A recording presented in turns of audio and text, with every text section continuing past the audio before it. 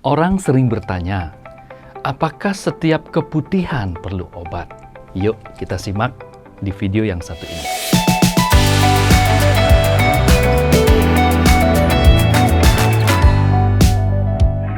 Keputihan adalah suatu proses pengeluaran cairan tidak hanya berwarna putih, bisa juga kekuningan, bisa juga kehijauan, ataupun bening dari saluran organ reproduksi wanita. Juga bisa pada pria. Apa yang menjadi penyebab sehingga bisa terjadi yang namanya keputihan? Ada penyebab oleh faktor bakteri. Yang kedua, oleh faktor virus. Yang ketiga, oleh faktor parasit. Yang keempat, oleh faktor protozoa namanya. Jadi, setiap keputihan, salah satu penyebabnya yang paling kita curigai, yang sudah dibuktikan, adalah yang kita sebutkan tadi. Apa gejala-gejala yang mengarahkan bahwa keputihan ini perlu obat, sedangkan keputihan ini tidak perlu obat? Yang pertama, gejalanya. Kalau keputihan yang memerlukan obat, biasanya gejalanya adalah disertai gatal dan berbau. Berbeda dengan keputihan yang tidak memerlukan obat atau disebut dengan keputihan yang fisiologis dengan tidak ada keluhan gatal dan bau. Nah, pada kondisi apa kita bisa menemukan keputihan normal atau keputihan fisiologis ini?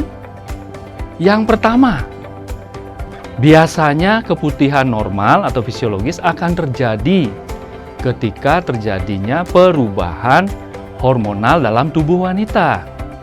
Misalkan menjelang mens, setelah mens, ketika kontak seksual, ketika hamil, bahkan ketika menyusui.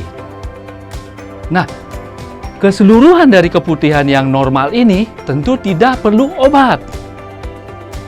Yang diperlukan adalah ketika keputihan itu adalah sifatnya tidak fisiologis atau tidak normal. Jadi keputihan yang memerlukan obat itu hanya keputihan yang disertai keluhan gatal dan bau.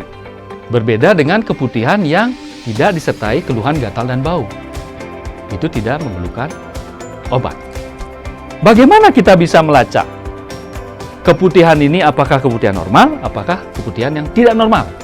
Yang pertama ada namanya pemeriksaan pap smear.